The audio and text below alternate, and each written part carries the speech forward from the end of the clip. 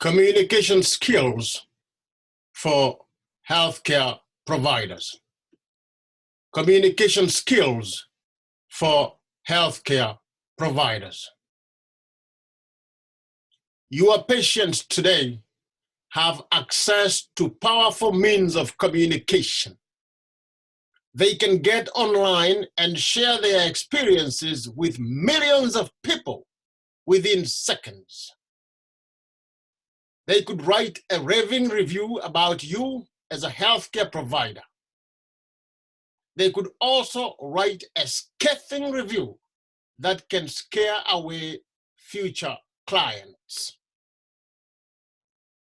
Good communication between healthcare providers and patients is at the heart of excellent healthcare services. It should be taught in every medical school. It should also be part of any continuing education and training.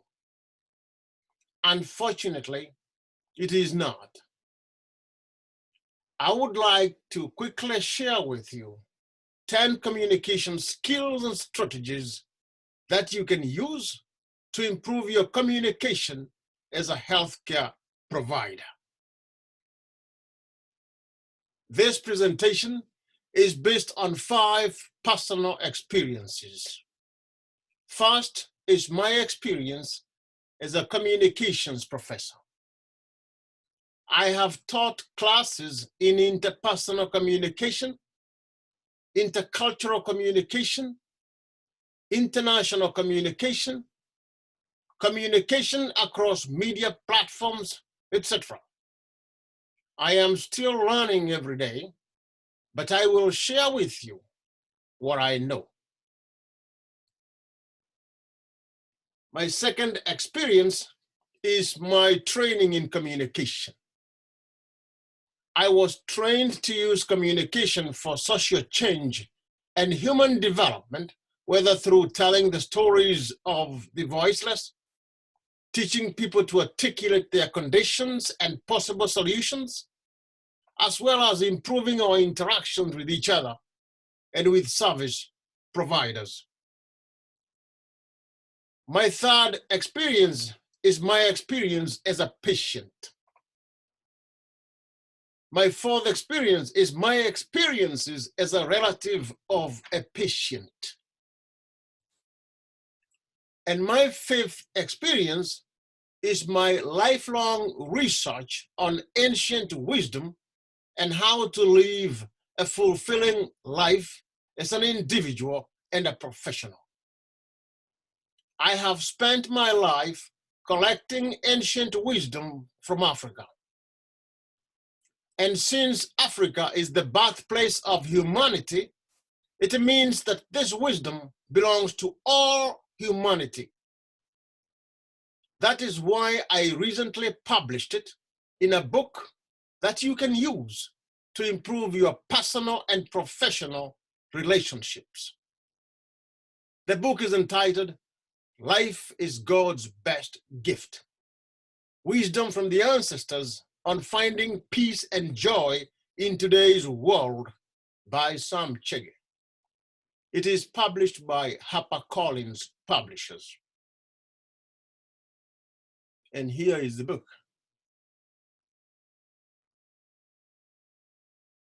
But first things first.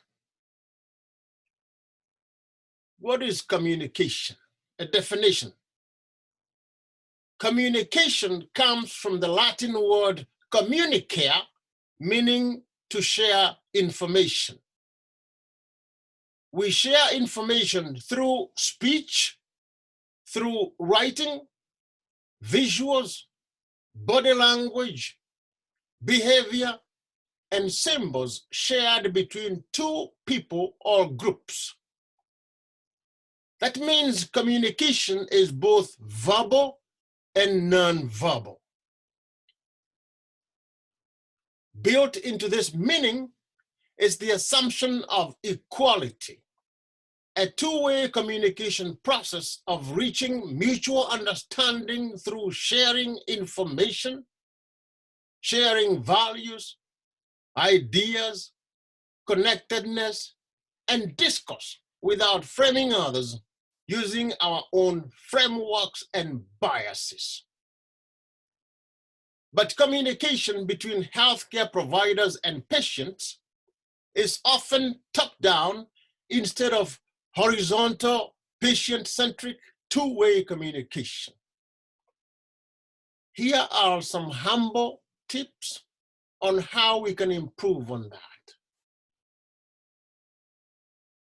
The first tip is what I call setting the table. As you set the table for a meal, you decide what ingredients should be on the table and what ingredients should be off the table.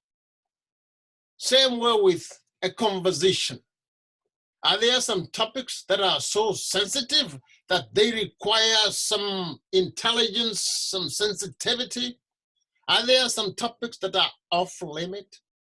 Set the boundaries. Let me give you an example.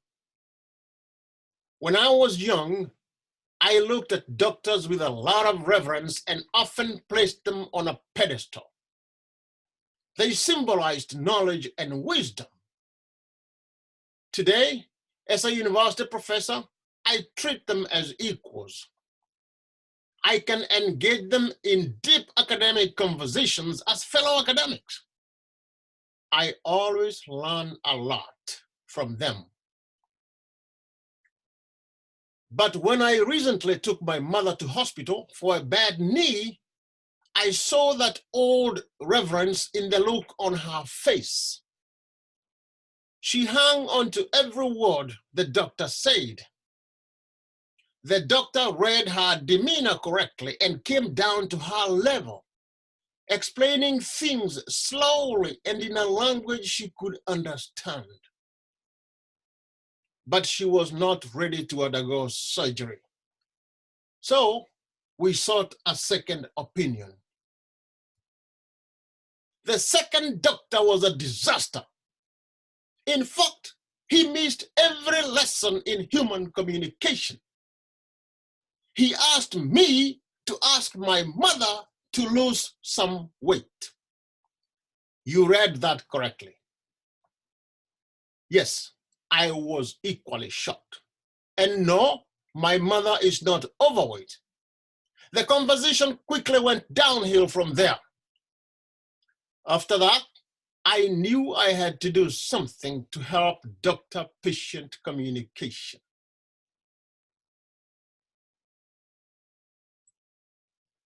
My second tip is empathy. Before I send students out into the field, we talk about ice-breaking strategies. It is a sad topic for me because there should be no ice between human beings, only love. But we know that is not how the real world works. We have to create rapport with our patients. Fortunately for you, you know why they are there. You have looked at their medical information. Empathizing with them by increasing our ability to show a caring attitude goes a long way.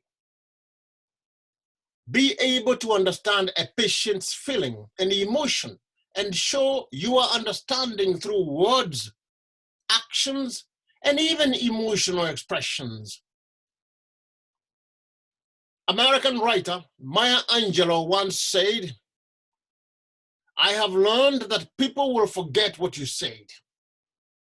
People will forget what you did. But people will never forget how you made them feel."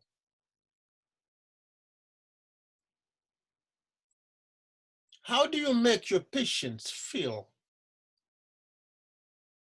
Do they feel loved, cared for, rushed, judged, guilty, or just another medical case? Would you like to know? Have you created a safe way for them to provide you with honest feedback.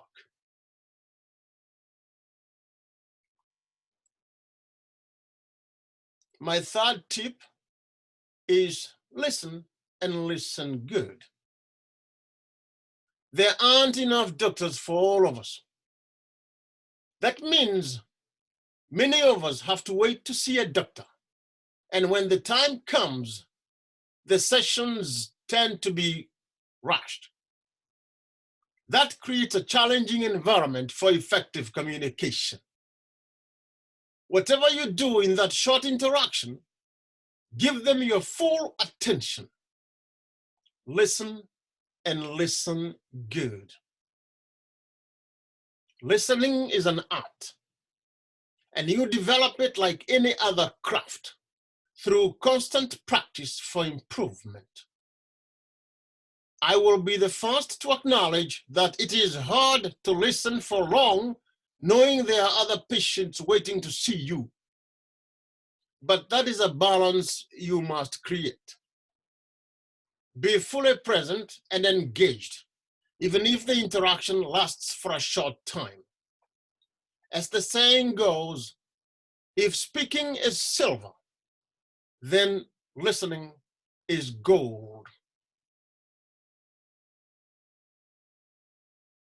My fourth tip, be aware of your biases. Most medical professionals take the Hippocratic Oath and vow to treat all patients as respected individuals. But healthcare providers are human beings with implicit and explicit biases. For example, studies show healthcare providers have significant explicit biases against overweight people and initially tend to attribute any health problems of such patients to being overweight.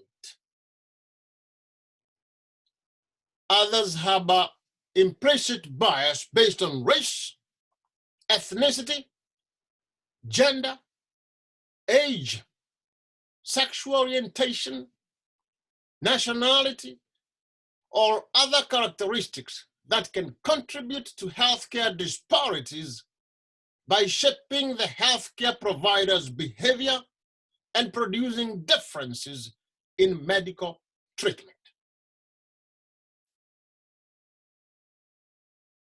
What biases do you have?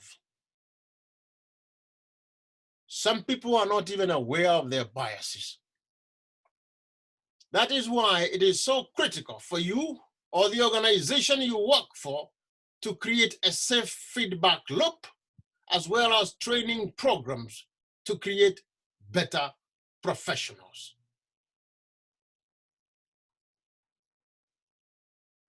My fifth tip is on intercultural communication. My friends, there is communication and then there is intercultural communication. Chances are that you will encounter patients from a culture other than your own. For example, a culture where younger people may be discouraged from making eye contact with older people as a sign of respect. Or a culture where some questions are too personal to ask. Or a culture where trust is earned over time. Or a culture that frowns upon being in the same room with someone of a different gender unless they are your relatives.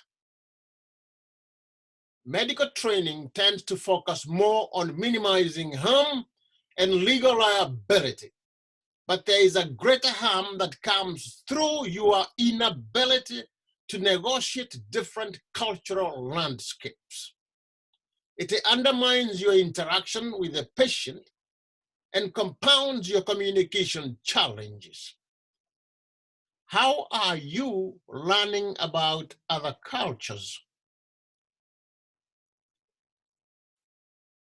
When I decided to write my book, I wanted to document ancient wisdom that I felt could benefit all of us in our personal and professional lives.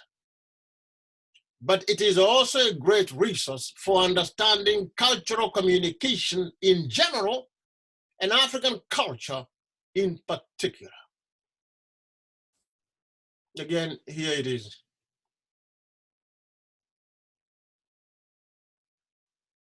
My sixth tip is on the need to balance your screen time. As healthcare providers continue to rely more on computers and other technologies, such innovations can disrupt the flow of our face-to-face communication. But a smart communicator can always find a way to make the technology part of that conversation. When a doctor says, "Let me look at the computer to see the last time you had that test done," that is not disruptive. In fact, it sends a message to the patient that the care they are receiving is fact-based and well documented, and the provider keeps good records of their visits. Tip number 7, always knock before entering the room. It conveys to the patient the fact that you are a respectful medical professional. And once you enter the room, I will not ask you to smile. I will let you use your own judgment. If a patient is in great pain and agony, the last thing they want to see is your big smile. If they are not in pain, smile, sit down, and extend a hand. You are off to a great start.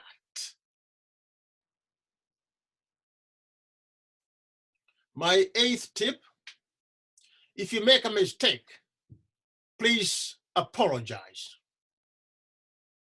Fear of litigation is often cited as the reason why health providers do not like apologizing. But an apology can decrease blame, increase trust, and even improve relationships. To err is human, and we are human. Let your patient see the vulnerable human being behind that uniform. When my dentist had to redo my dental filling, she apologized. I let her do it a second time. I could have chosen a different one. I didn't. It worked well. My 9th tip, your patient is not a case, a customer, or a client. He or she is first and foremost a human being. Medical schools teach professionals to keep their emotions in check. That is totally understandable, so your emotions do not get in the way of your judgment. You may be desensitized to pain and illness after spending so much time around patients. But treating a patient as a human being requires you to be a human being first, who can connect with your patient's pain, struggles, anxiety, and illness, so you can then tap into your training to help them. Your professional training is not compromised when you plug into your humanness first. In fact, it is enhanced. It helps you connect better with your patients. It allows you to experience things from the patient's perspective.